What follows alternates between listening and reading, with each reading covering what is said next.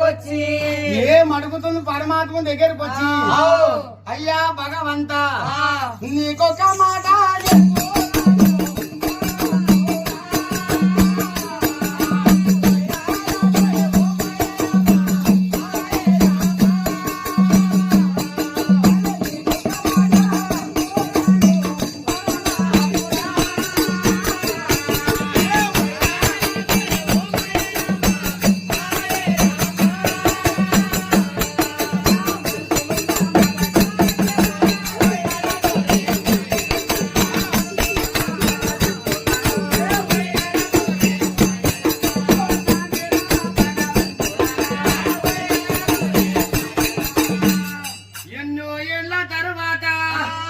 పార్వతీదేవి పరమాత్ముని వద్దకొచ్చి స్వామి ఎన్నో రోజుల తండ్రి నాకు ఒక కోరిక ఉన్న స్వామి నీకు కూడా కోరికలు ఉంటాయా పార్వతీదేవి?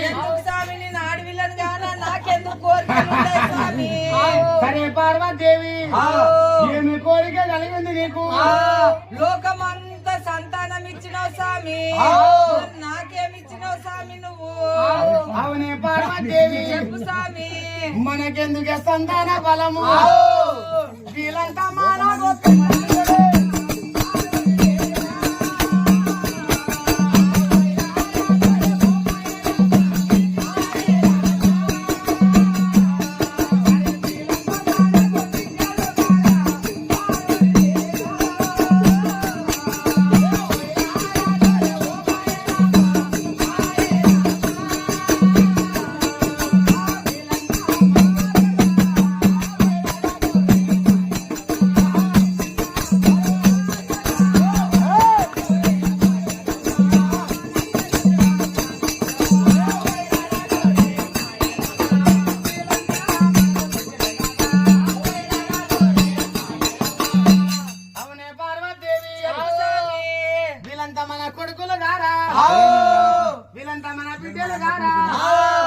ఇచ్చేటోళ్ళెవరు తీసుకునేటోళ్ళెవరు? అది కూడా మనమే స్వామి. అన్ని మనమైనప్పుడు మనకెందుకే సంతాన బలము? చేతుకు రారు, నా గర్భంలో పుడితే నాకైతారు స్వామి. ఇస్తావా లేదా సంతానము? పార్వతీదేవి స్వామి చెడ్డోడు బుడదల బోర్లాన్ని ఎవరు గమనించరు, కానీ మంచోడు ఎప్పుడు తప్పు చేస్తాడని ఎదురు చూస్తుంటారు అందరూ. నా మీద ఎంత కన్నున్నది అందరిది.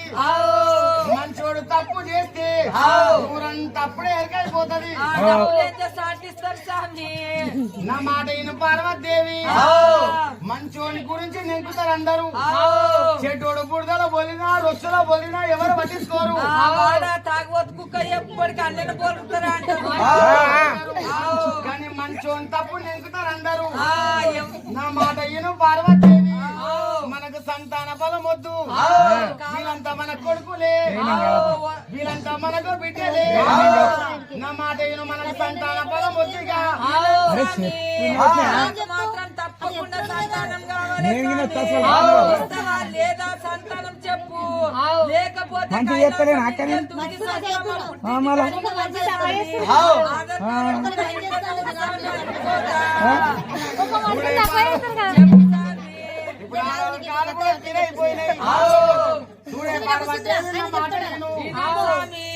మనకు సంతానం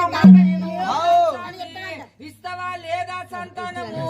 లేకపోతే కైలాసం మీదకి వెళ్ళి దుంకి సస్తాం, మా పుట్టింటి కలిగిపోతా స్వామి. అంటే ఆడపిల్లలు మొగళ్ళ మీద అలుగుడు, అత్త మామల మీద అలుగుడు ఈనాడు ఉండే విద్య కాదని. కాడికేలే పుట్టిందుడు విద్య పార్వతీదేవి కాడికేలే. ఇస్తావా సంతానం లేదా? లేకపోతే చెప్పు స్వామి, కైలాసం మీదకి వెళ్ళి దుంకి సస్తాం, మా పుట్టింటి కలిగిపోతా.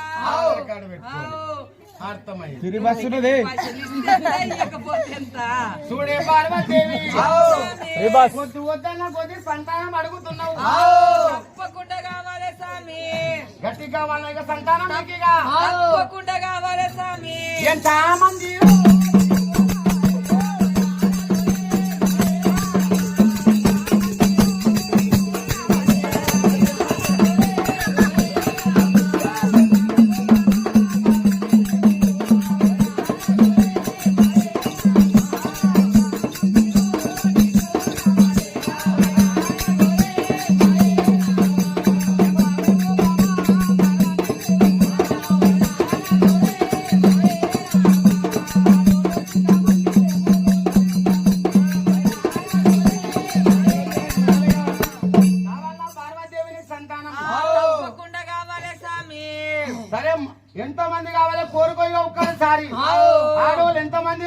ఎంతమంది ఆడోళ్ళు నాకెందుకు స్వామి నాకు మొగోళ్ళు కావాలి 7 మంది కొడుకులు కావాలి స్వామి అట్లా అని చిన్న చిన్న వాళ్ళని ఇచ్చావు స్వామి వాళ్ళ నుంచి కాదు స్వామి నాకు మీసాలు తిరిగిన కొడుకులు కావాలి ఒక్కొక్కరు దున్నపోతులు ఆడుంది అమ్మ పప్పు గుళ్ళ అట్లాంటి కొడుకులు కావాలి స్వామి అవునే పార్వతీదేవి ఇదేం కోరిక నీకు ఇదే ఇట్లనే కావాలి స్వామి చిన్న చిన్న వాళ్ళని తెస్తే ఎప్పటికి వాళ్ళ గుద్దలు కాడు కూడా చీపుడు చూసి నా నుంచి కాదు మీసాలు తిరిగిన కొడుకులు కావాలి అది కూడా దున్నపోతలు లేకుండా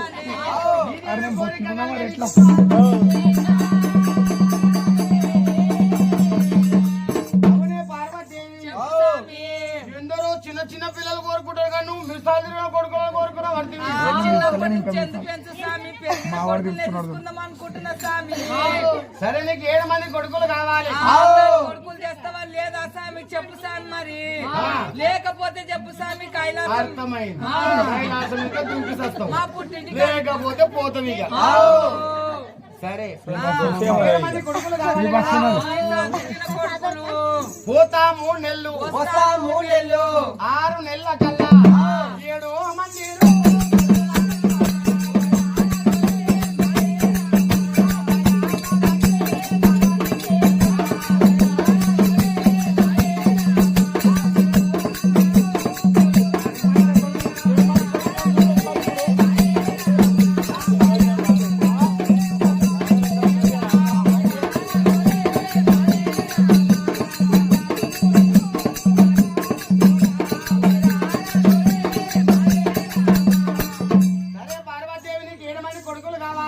తప్పకుండా కావాలి స్వామి పోతా 3 నెలలు వస్తా 3 నెలలు 6 నెలల కల్లా 7 మంది కొడుకులు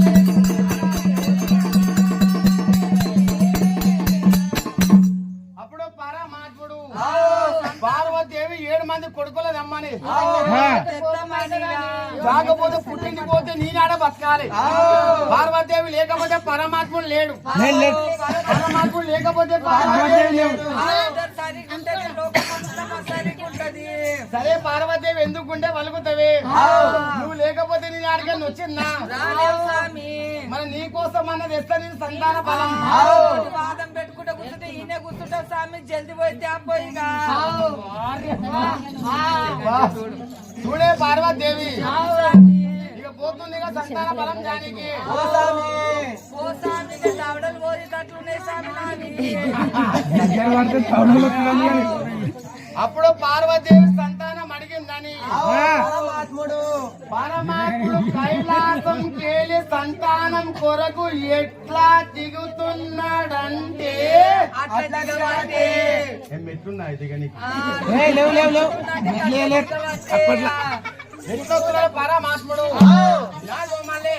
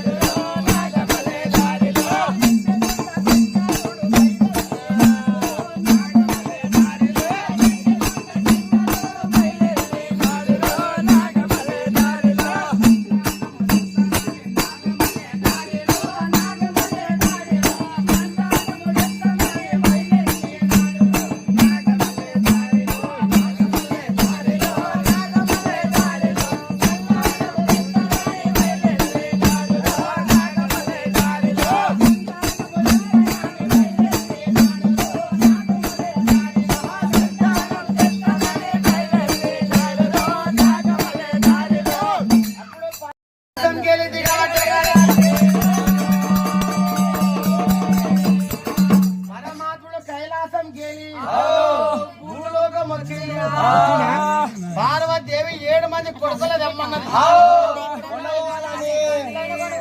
కొడుకుల కన్నాలిగా పార్వతీదేవి మెచ్చుకున్నాను నటిగా భూలోకం వచ్చి పరమాత్ముడు ఎట్లా కనాలి 7 మంది కొడుకులా అట్లని ఇప్పుడు నువ్వు అంటావు చూడు అట్లనే కానాలి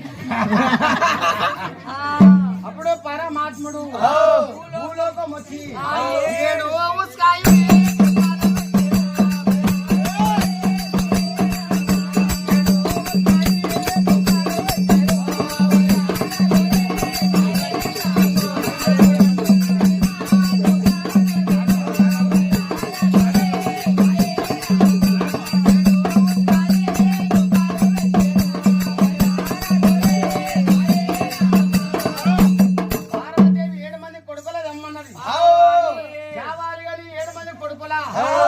భూలోకం వచ్చిన పరమాత్ముడు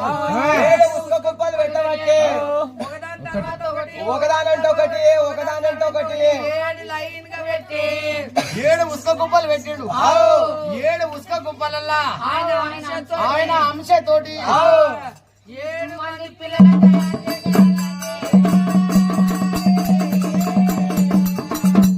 7 ఉసుక కుప్పలలో 7 మంది పిల్లలు తయారు చేసిండు పరమాత్ముడు కొడుకులు తయారు చేసిండు 9వ రోజుల నాడు కొడుకులని 7 మంది కొడుకులు పుట్టాలి పార్వతీదేవికి తీసుకుపోవాలి పరమాత్ముడు మళ్ళీ అనుకున్నాడు 7 మందిలో ఒక్కడైనా గట్టోడు పుట్టాలి ఉండాలని నీలాక మెత్తగుండగాను ఒక్కడన్నా దశమారు ఒక్కడో తీసుమార్కాడు ఉండాలి కదా ఉండాలని అని ఇప్పుడు అంటాం చూడు ఎవరిదో గుణ గుంతల వాళ్ళే పడాలి. ఎవరికైనా పొట్టు పెట్టాలంటే ముందు మనసే కండాలి. సూర్యుని మొక్కాన మన్ను పోస్తే అది మన మొక్కాన పడుతుంది ఇప్పుడు నీకు పొట్టు పెట్టాలంటే నా చేయి కండాలి. ఎవరికైనా అన్యాయం చేయాలంటే ముందు మనం అన్యాయం కావాలి. పరమాత్ముడు చేసే కథ అదే చేసుకున్న గుంతలు ఆయన వాడబట్టి మన ఊకే 7 మంది కొడుకులు కానీ అయిపోయింది అందులో ఒకడు గట్టిగా పుట్టాలి 7 మందిలాని బిత్తాం కట్టి తీసుకొని దగ్గరకు వచ్చి ఇంట్లో పుట్టినోడికి అసలు సావే ఉండరా వీరికి ఎవరైనా కొట్టిరంటే వీళ్ళు రక్తపడ్డ ఒకటి కింద పడితే వీళ్ళ మంది 1000 మంది పుట్టాలి అంటే పెద్ద కుప్పలకి వెళ్ళి పుట్టినోడికి సావోలే నీరు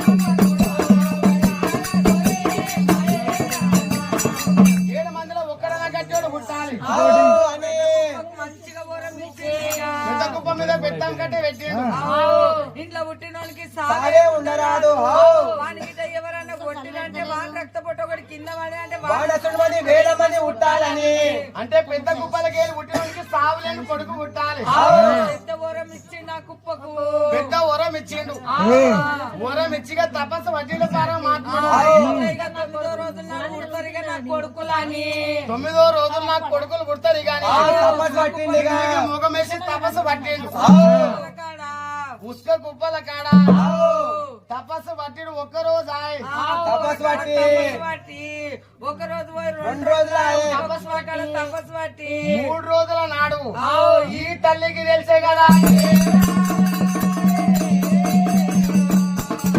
ఈ తల్లి ఏమంటది అవురా దొంగ కొడక శంకర కర్మ చెండాలి పాపి చెండాలి కులదోరి కొడక అనుకుంటున్నావురా నువ్వు కొడుకులాగా అనుకోని రాజ్యం అంతా ఏల్దామంటున్నావురా దొంగ కొడక దొరుకుతావురిగా నా చేతులు అన్నదా తల్లి పెడతారా ఎట్లా కొడుకులు పుడతారని కానీ కొడుకులు అనుకోని రాజ్యం అంతా ఏల్దాం అనుకున్నావా దొంగ కొడక నీకు ఎట్లాంటి